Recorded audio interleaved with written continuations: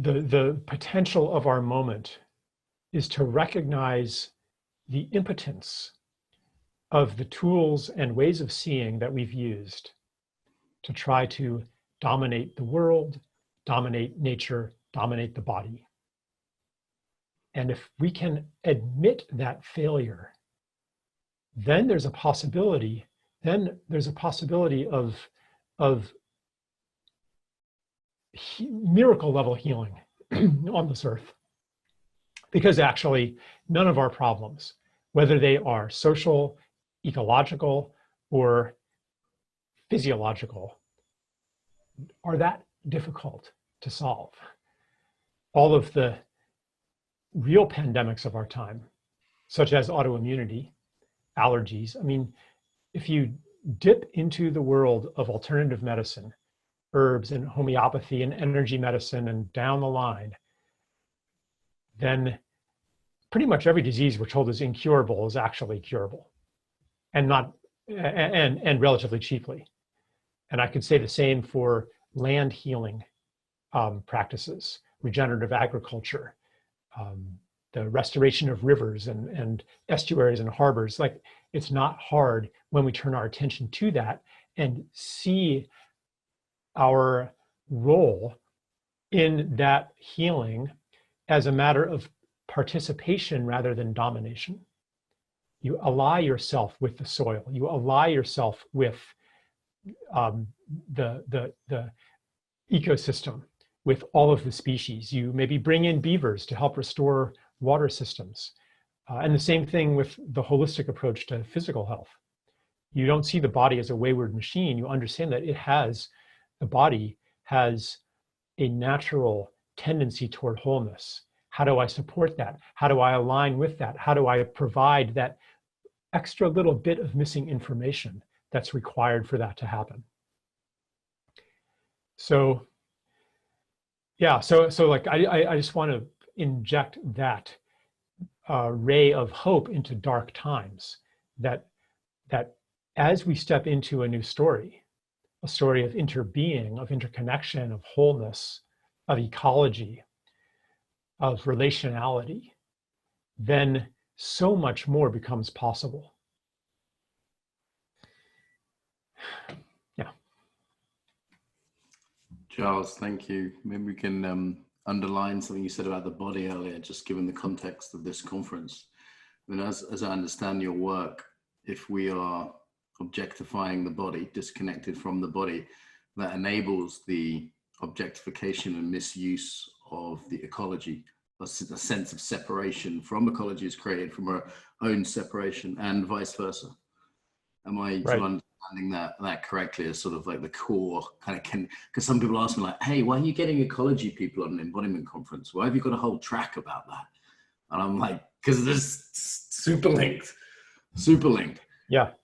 Yeah, it's not just like you're being politically correct and, oh, we have to nod towards climate change in order to validate our conference. No, like, these are part of the same mindset.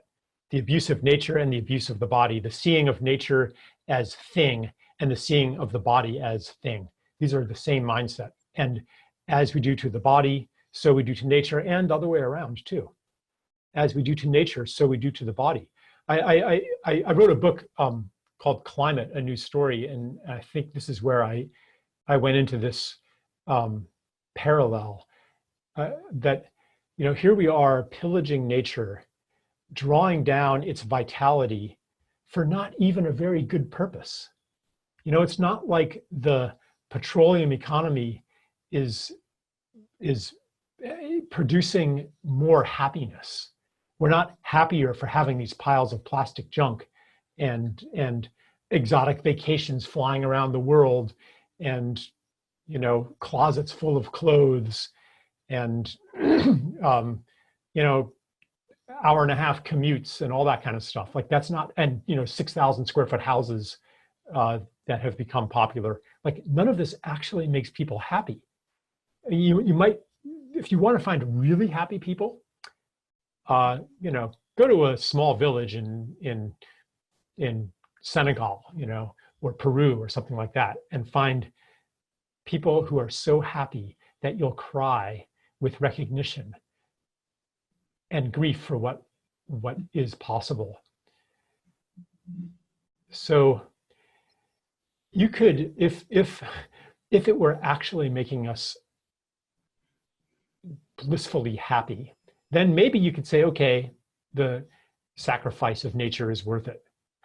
But we're not even benefiting ourselves through this. And I said, and I think it was in this book, maybe it was in an essay somewhere, I said, we wouldn't do that to our bodies. Exhaust and deplete its precious resources for the sake of something that doesn't even make you happy, but actually we do that.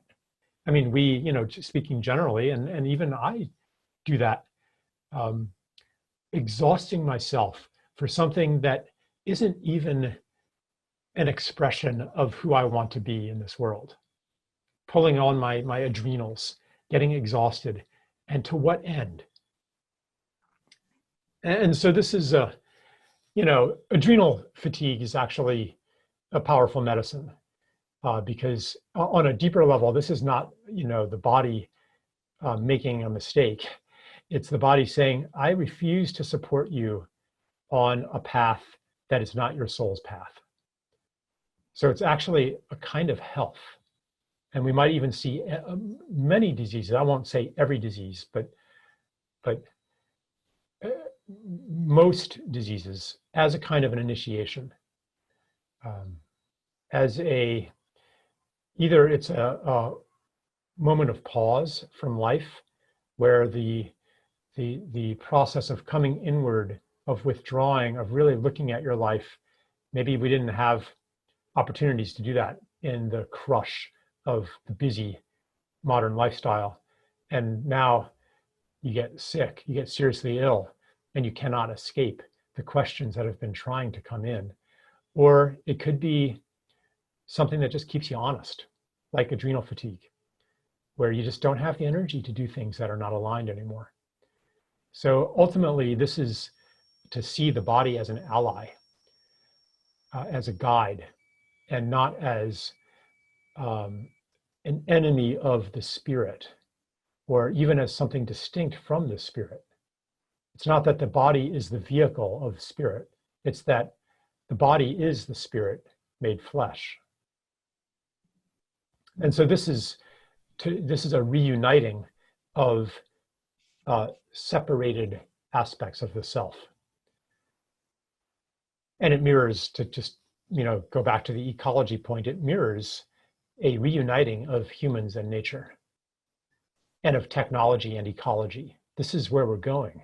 This is where, well, this is where we want to go. This is what is possible. This is a future that we can choose.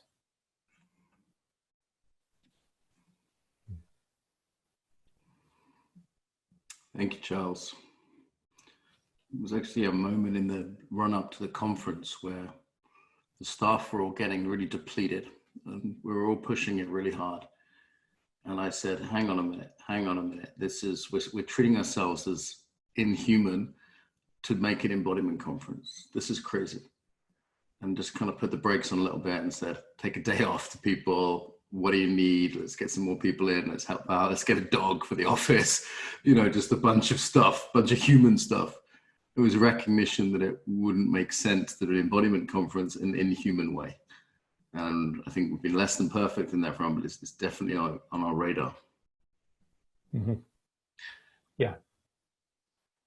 It also occurs to me that a lot of body practices that may say, hey, it's an embodied practice, still come from this point of view of control. You know, how can I make my body the perfect yoga shape, or, you know, the perfect whatever it is? It's still coming from this point of sort of command and control point of view. Yeah, and you know, I mean, I like to challenge my body. I like to test limits. So that's different, though, than fighting the body, because actually, even on a body level, like our muscles want to be used. Our capacities are here to be used, and that's why you get a different kind of pain and pleasure from pushing yourself than you do from abusing yourself, say with drugs or something like that.